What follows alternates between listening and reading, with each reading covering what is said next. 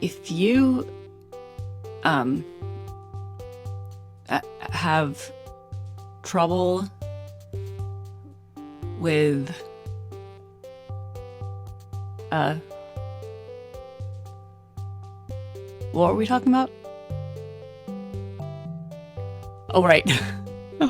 Focus. This is X Gifted.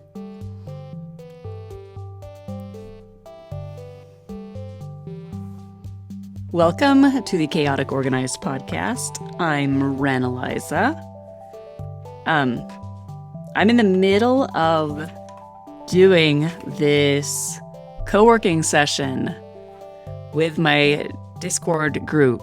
Go over to the Chaotic Organized Discord channel. I've got a link in the show notes for it. You can join and you can do these co-working sessions. I do one every week on Tuesday morning in my time. This is the only time during the week where I have 2 hours that are just dedicated to doing this stuff. So it's pretty good to have that so that I don't basically just indefinitely neglect to do it at all. I do today have some notes because what I want to talk about is what I call an intention. Nope, that's not right. What I call an attention reset. The attention reset is what someone else might call a dopamine detox or dopamine fast.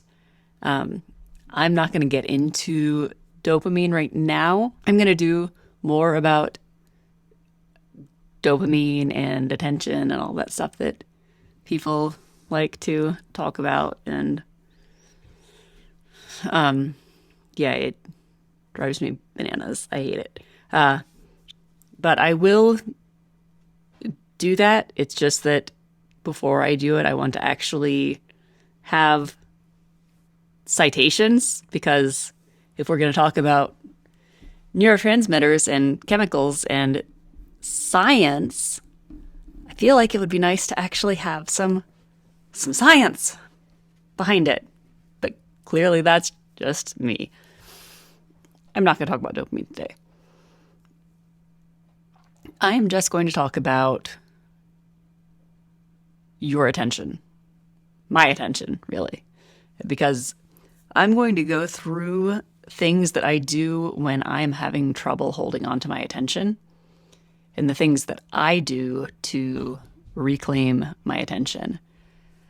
I've been doing this for a while, but I had the thought recently that,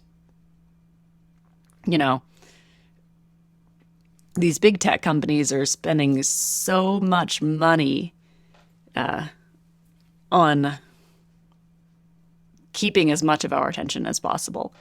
And so it occurs to me that if my attention is that valuable, I'd really like to hold on to a little bit of it for my own uses. And really, in my opinion, attention, not time, is our most valuable asset, because I can sit here, like I'm a writer, right? I can sit here writing, that's air quotes, if you're just on audio, I can sit here writing for an hour, and if I'm not paying attention to what I'm doing, I'm not going to get anything done. I have to have my attention on what I'm doing in order for the time to be worth anything. Time without attention is useless. It's wasted time. So, if we want to put time into something, it's important for us to also know how to put our attention into it. And I actually even just went over it in the co-working session this morning. Before we start the co-working sessions, I've been talking about the kinds of things that I do to get my attention on what I'm doing before I start doing the thing. But what I want to talk about today is the attention reset, which are ways that I regulate my attention on a longer time scale.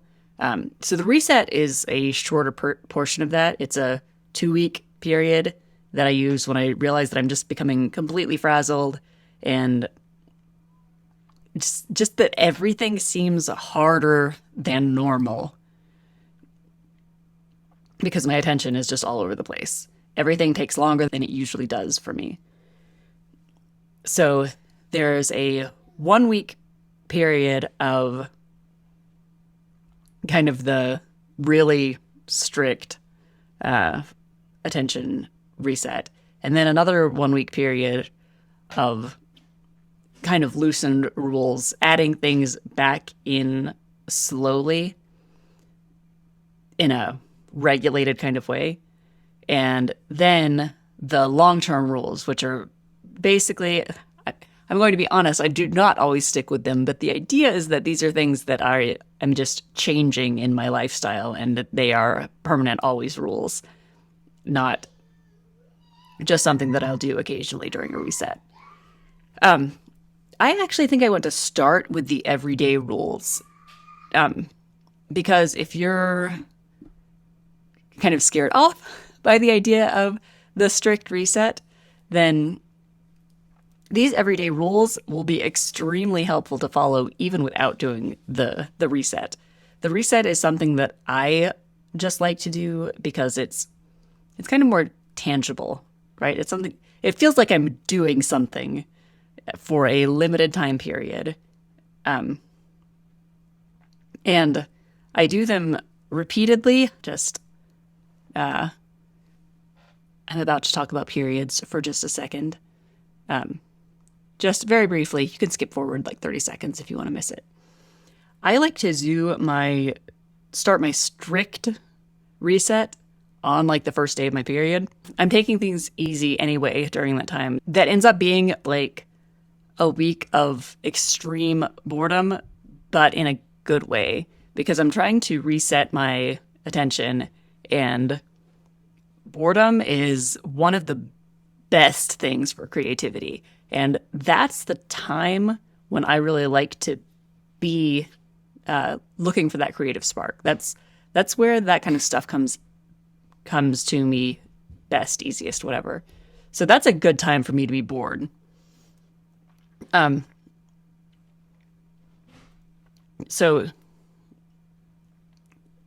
But you can do it anytime. I'm going to share my rules for myself. It's extremely important to note here that your needs are going to be different than mine.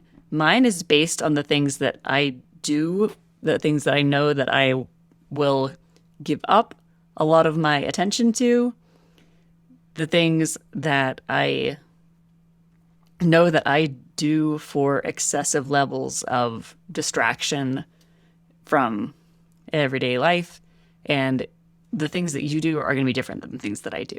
So edit it to be something that is appropriate for you, that fits your lifestyle, that will help you. I'm just giving you my own guidelines so that you can see what kinds of things I'm talking about here. Step 1, I don't do any screens within 1 hour of waking up in the morning.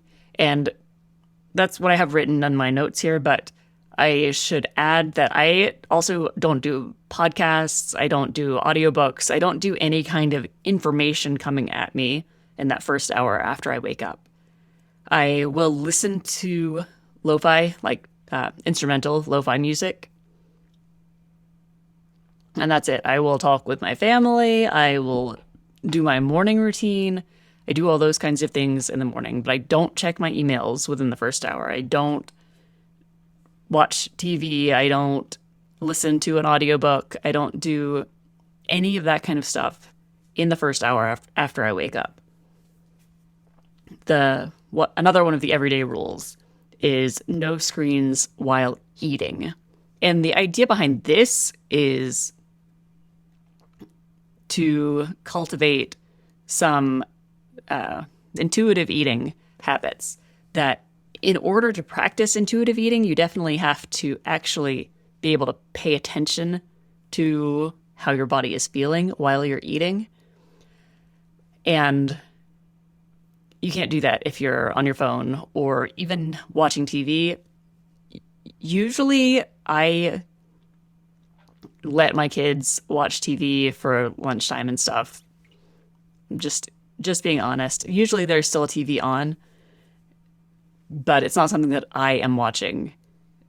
My bigger problem is like putting my phone down, making no other changes to my diet or exercise habits, just not using my phone while I eat has had a huge improvement on just how I feel in my body. 10 out of 10, highly recommend, but also I have a hard time actually keeping up with that one. Number 3, no screens except for my Kindle when I'm on the toilet. Yeah, we're talking about toilet habits today. This is kind of along the same lines as the last one. It's just a time where, it's okay for you to sit there bored for a few minutes, like do what you need to do and then get out.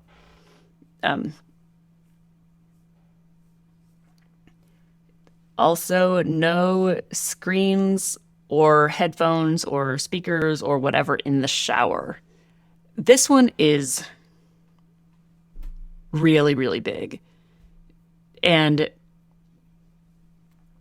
for this and for the eating, if showering or eating are things that you just really, really have a hard time getting yourself to do at all, then by all means, do whatever you have to do to take care of yourself. Take care of yourself first. Get yourself in the shower.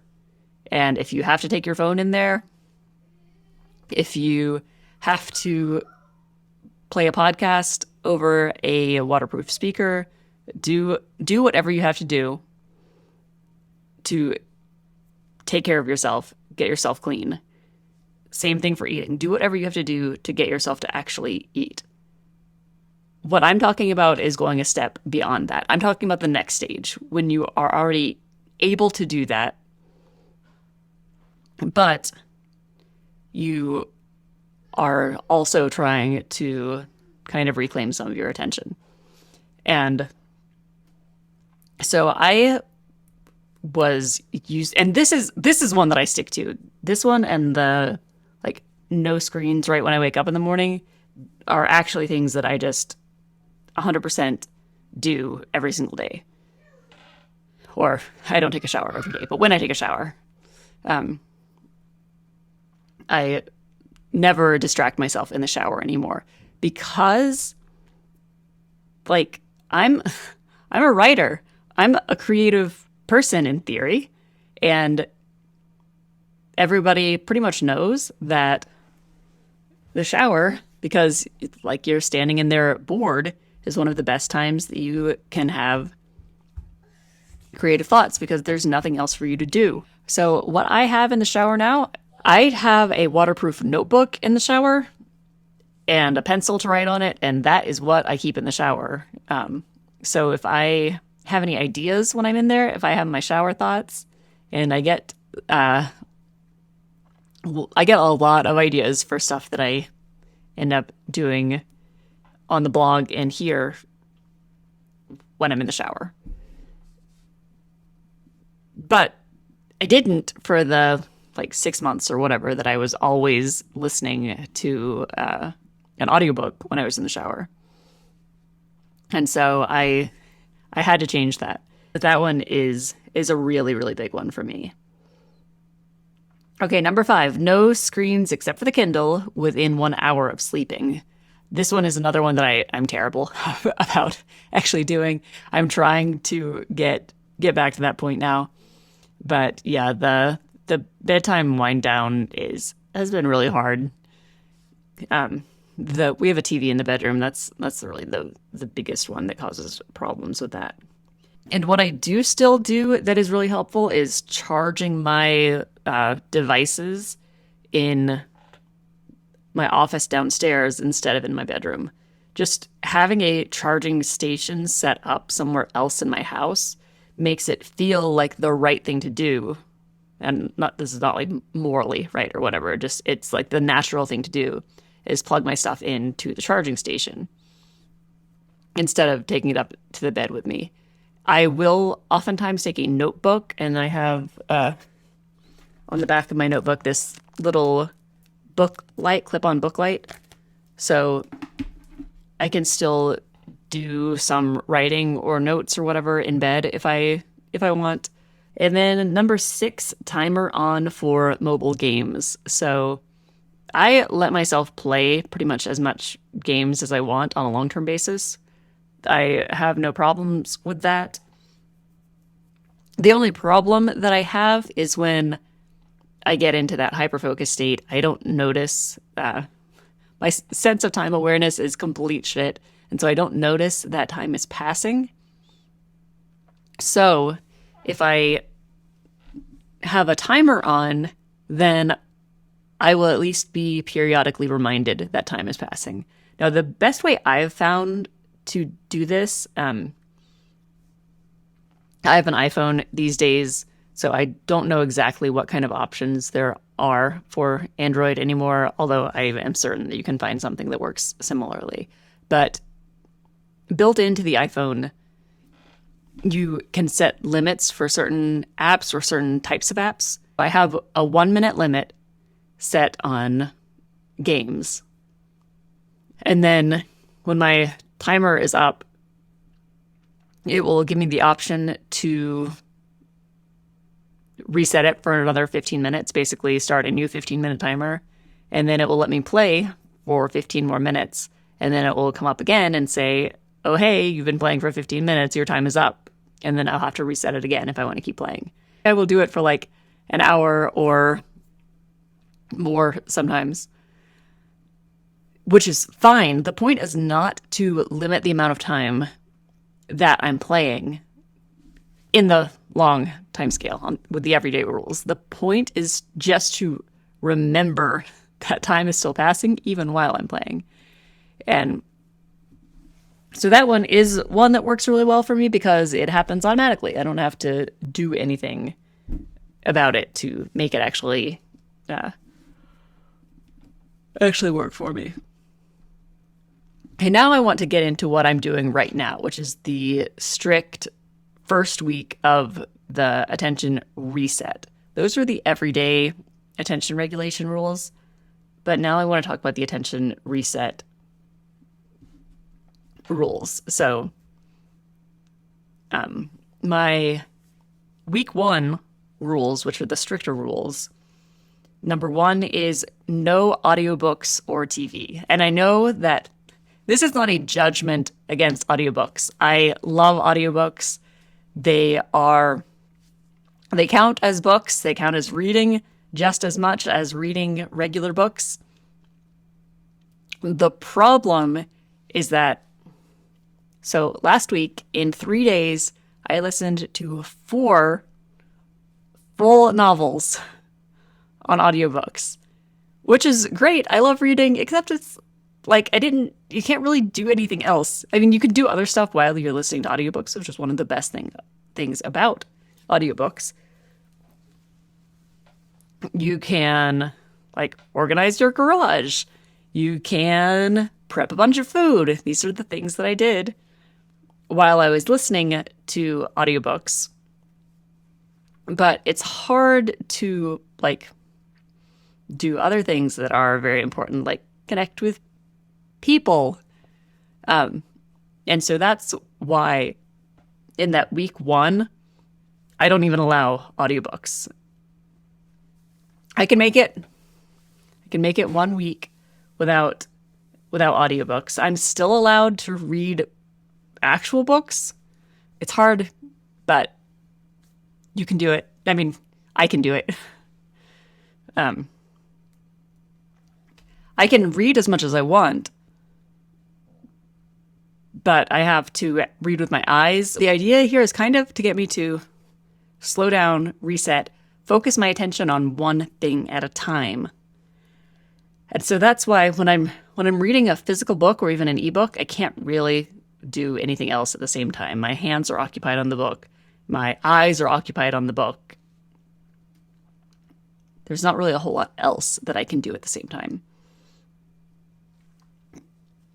Which is the point, that my attention has to be completely on the book. I can't have it split two different ways.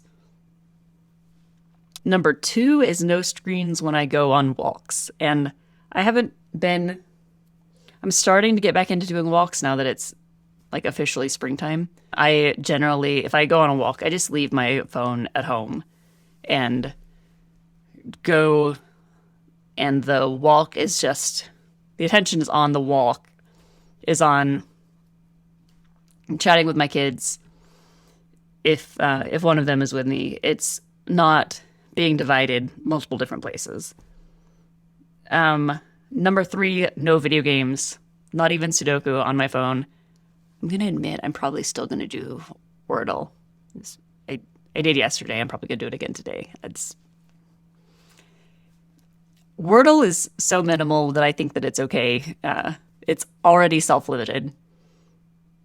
Again, this is not a judgment against video games. I love video games. I want to play more video games in general. But it's a thing that can really mess up my overall attention regulation. And so just during this 1 week of reset, I don't play video games. Number 4, no YouTube. Period. There's all kinds of things that I like to watch on YouTube, but during the week 1, I don't do any YouTube at all. Not educational YouTube. If there's something that I need to specifically know how to do something that I can't really get from reading an article about it, I might watch like the one video on it. But it's basically just no YouTube at all. Number 5 is not actually a restriction. It just says Kindle okay, that it's fine to read as much as I want. It has to be the difference between the Kindle and the audiobooks, which is usually a positive point in the audiobooks, is that it's basically self-driving, whereas the Kindle, I have to push it. So the audiobooks just happens on its own. So audiobooks are great for that. But during this week 1 of the reset, the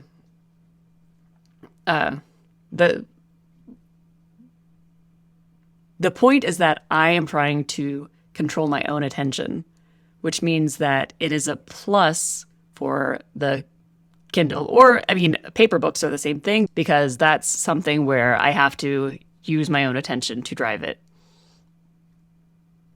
Okay, that's the last one for week 1. Let's get into what I do for week 2. It's basically the same things from week 1, but with more stuff added back. So, like, number 1, no screens on walks except for the walking brainstorm, which is the thing where I take a walk and just basically talk out loud to myself. I'm not really using a screen at that time. I have my headphones on and they've got a microphone built in. So it's just recording what I'm saying and transcribing it. So I'm allowed to take my phone with me and use it just for recording what I'm saying as I walk. Number 2, audiobooks are okay at this point. I don't have a limit written down on here. The idea is more that I will find my own limit. That's kind of the point in week 2, is that I have to take more responsibility over it in week 2. I can't just rely on what the rules are supposed to be. Number 3, TV is okay up to 1 hour a day. And that is 1 hour a day of my own TV. shows. It's not like my son and they're watching Spidey and His Amazing Friends, which my daughter asked the other day why I don't like it, and I'm like, well, I can't find one nice thing to say about it. I finally figured out that the one nice thing I have to say about it is that my son really loves it. That's what it has going for it. And I don't have it written here, but also, like, if I was going to watch a movie with my husband, like, it's longer than an hour. It's okay. Because that's the whole point, right? Is like finding ways to connect with people and do things that I enjoy and that are meaningful to me. So watching one movie is fine. 4 and 5, no mobile games except Sudoku, crossword, and chess. And 5 is 1 hour of timed video games.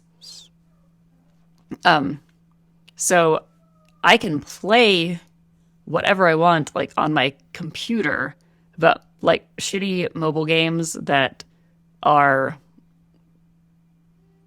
just kind of repetitive actions that aren't really adding anything to my life. I don't do those things in week 1 or week 2 of the reset. I could do them regularly as long as I've got the 15-minute timer on. But I don't do them during the reset. And the video games, like on the computer, I can do whatever I want for an hour. And honestly, I don't even usually take advantage of that because usually trying to find even an hour that I can dedicate to sitting down and playing a game doesn't happen that often, but when it does, I've got a limit to it. Okay, number 6, this is the last one. YouTube is okay, but only education YouTube, and only if I have a timer on to remind me, that 15-minute timer again, telling me that. And I do the same thing. YouTube I have set to 1 minute per day, so I can have it remind me every 15 minutes. So it's like self-help stuff and like decluttering and like minimalism stuff. Possibly journaling stuff if it's something that I'm actually trying to learn a new technique or something. And that's it. That's all my rules. I know that was, this is a long podcast and it was a lot to just go through the rules again. These are the rules that I use. You can adjust them to cover whatever things you do. It just occurred to me that social media isn't even on here. I think it's because I probably thought that it was too obvious that, like, I can't do social media during the reset. I generally take kind of long breaks from social media anyway because it's really hard for me to control in any kind of way. So when I get started on Facebook, that's where all of my attention is. And so right now, as of a couple days ago, I am off of social media. But yeah, social media, I don't do at all in week 1. And in week 2, it's like I wouldn't go on Facebook, but I might go on Instagram just to check comments and respond if necessary, or to post things. And yeah, everyday rules is pretty much just the timer thing that I always have it set to 1 minute so then I can do 15 minutes on social media at a time.